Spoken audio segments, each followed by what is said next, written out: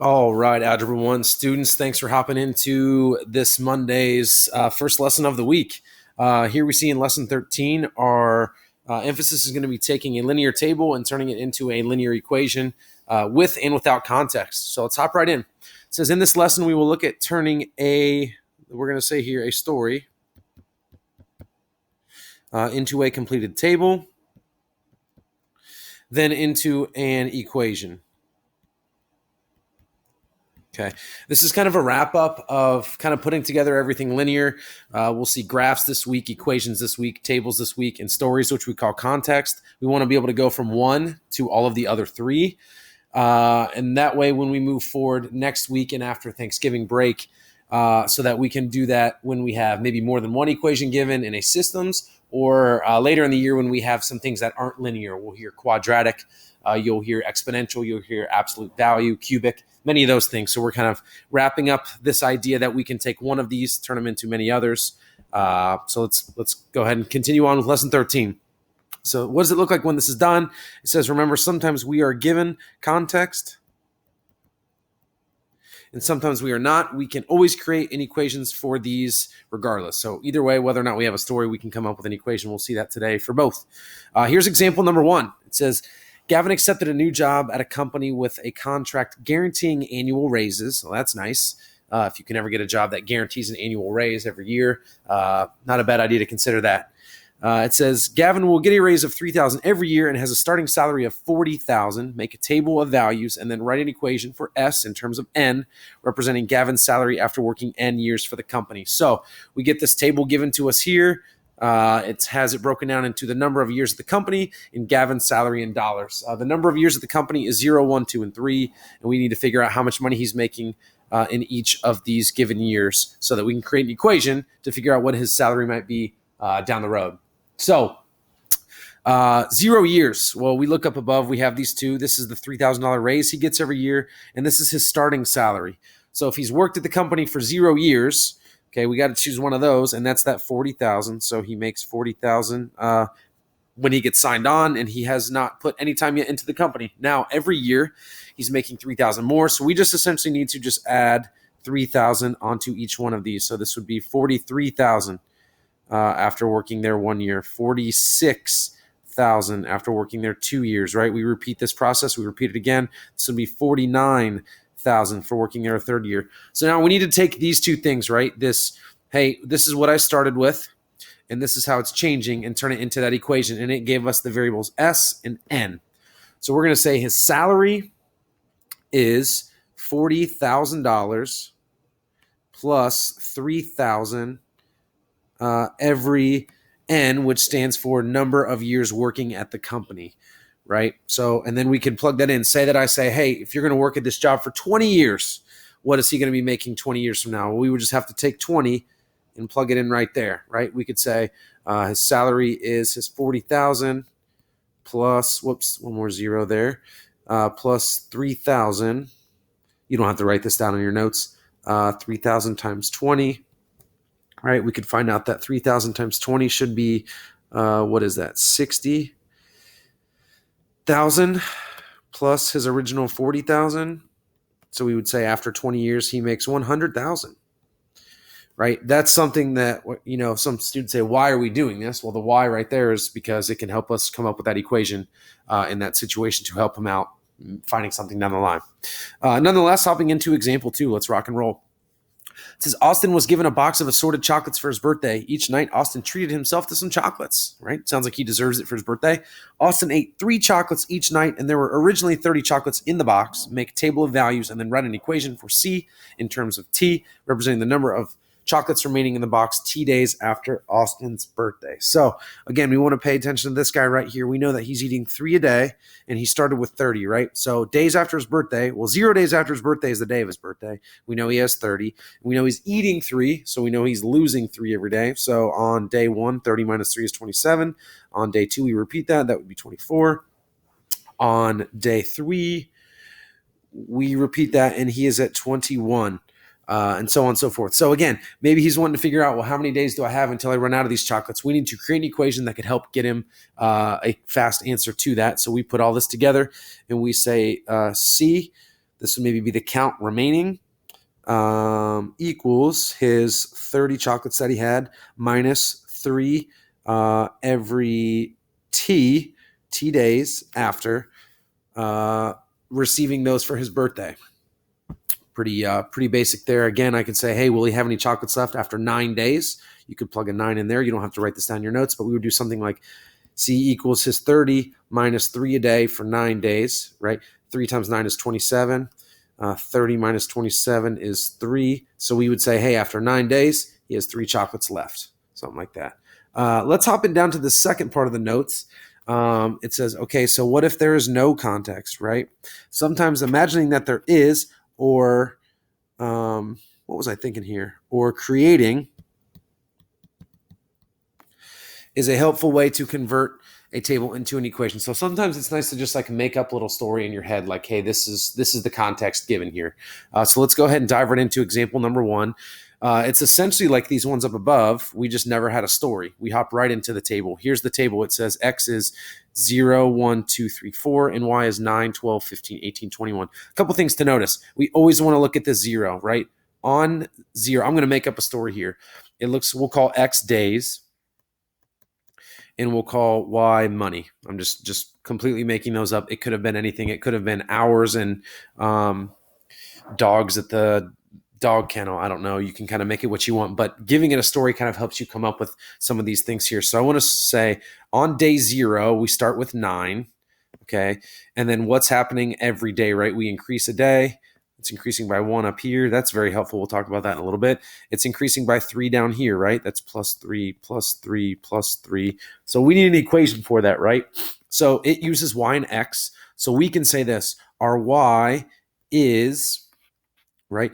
It starts with 9, right? On day 0, and we have 9 of whatever that is. I'm making up a story of money. And then it increases, right? Our Y is increasing by 3, right? Every single day, and our day is X. Again, I should be able to check this. Okay, here's how I check this, right?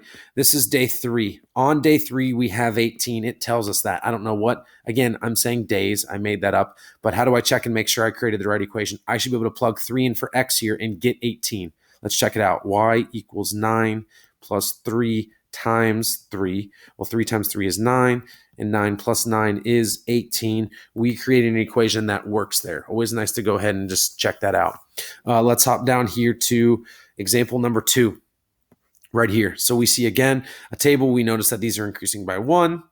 We know that these are, it looks like, increasing by 7, right? Negative 6 to 1 is plus 7. 1 plus 7 is 8. 8 plus 7 is 15. So that's good news. We need to say, what did we start with? Our starting value is when X is at 0. We start at negative 6. So we're going to say Y equals, we had a starting value of negative 6, and we were increasing it by 7 every X value. Okay. So again, how do I check this? Let's try 4. I should be able to plug 4 in for X, and I should get 22. Okay, so let's try it. Y equals negative 6 plus 7 times 4. Well, 7 times 4 is 28.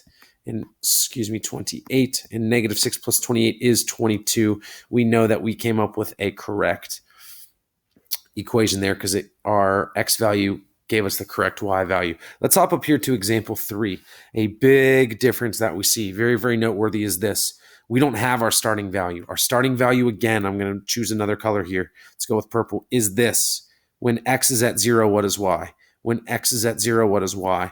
We don't have a 0 here. We see 1, we see 2, we see 3, we see 4, right? We don't have 0. I like to immediately do this, throw a 0 up top, because I know I'm going to need that, okay? So I'm going to go ahead and, all right, let's move that there. I'm going to go ahead and I need to figure out what's happening on this right side. So I'm just checking for what's happening here. It looks like that's an increase of 3 every time. So I need to, in order to go backwards, right, I need to go right before 1, which is 0, right? So I need to go backwards of this pattern. So what's the opposite of adding 3? It's subtracting 3. Well, negative 2 minus 3 is negative 5. So we get this really important pair here, right? That just gave us our starting value in this equation. And then we're just, again, going to use, well, how is this increasing every time? It's increasing by 3.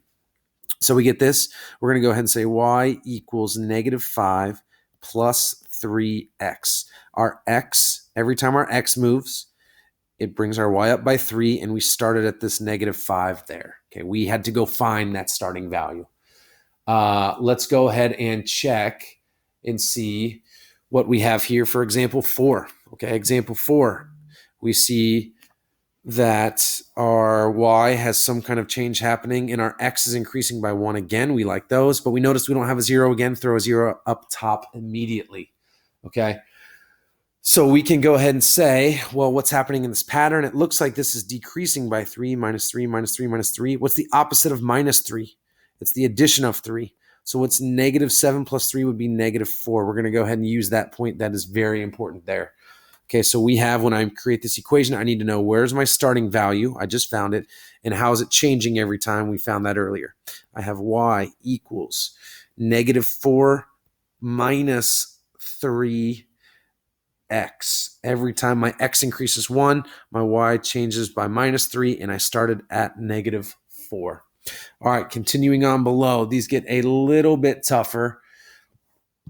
Here is why. We notice for the first time these are not increasing by 1. These are actually increasing by 2. So we have a little bit of math to do here. What's our math? We need to figure out, well, what would it be doing if it was increasing by 1 every time? So here's what we do. We want to take our change in y. This is delta y over delta x. That means what's my change in y over my change in x. That's essentially finding the slope, which we use in our equation. It's a word we haven't used on this lesson yet, but that's what it's finding, right? I need to figure out what's happening to y and what's happening to x. Well, notice this. Okay, every time my y changes, it looks like it's decreasing by 4. My x increases by 2. So I have this -4 in my y over my +2 in my x. Well, when I simplify that, right, I'm finding out what's happening every time. -4 divided by 2 is -2. That means every time x increases by 1, my y decreases by 2. So how's that going to help us? Well, I know I need to throw this 0 up here. I need to find it. But I'm not going to go backwards 4. I'm not going to subtract 4. I need to use this number, right? Because I need to go from 1 to 0. And the rest of my table is changing by 2, right? +2, +2. I need to go backwards by 1. So I need to follow this number. Well, 3, if I add, I'm going backwards, right? So I'm going to add 2. 3 plus 2 is 5. There's my starting value, right? And then I'm going to use this again in my equation because I need to know, how does it change every time? We just found out every 1 change in x, it decreases by 2. So here's my equation. I have y equals my starting value of 5, right, which I found up here. When x was 0, y was 5. And I know that I'm decreasing by 2 every time. We didn't get the benefit of seeing that. We had to go find it, okay? Let's take a second look at this example here. We're noticing, again, no 0, right? And actually, our 0 can't just go right here. 0 is going to be somewhere in between this, okay? So I got to figure out, well, what's happening here and what's happening here? Well, what do we observe? This looks like it's increasing by 3 every time, and this side looks like it is also increasing by 3 every time, right? So, well, what's our fraction going to be? Well, our change in y over our change in x. What's happening every time? Our y is increasing by 3. Our x is increasing by 3. So what does that mean for us? That means, well, 3 divided by 3 is 1. We just found out that our slope is 1, or our change, every time x is going to change by 1, our y is going to change by 1, which makes sense because every time y changed by 3, x changed by 3. So what does that mean? Imagine that I have this table now, right? And I'm going to take this value here.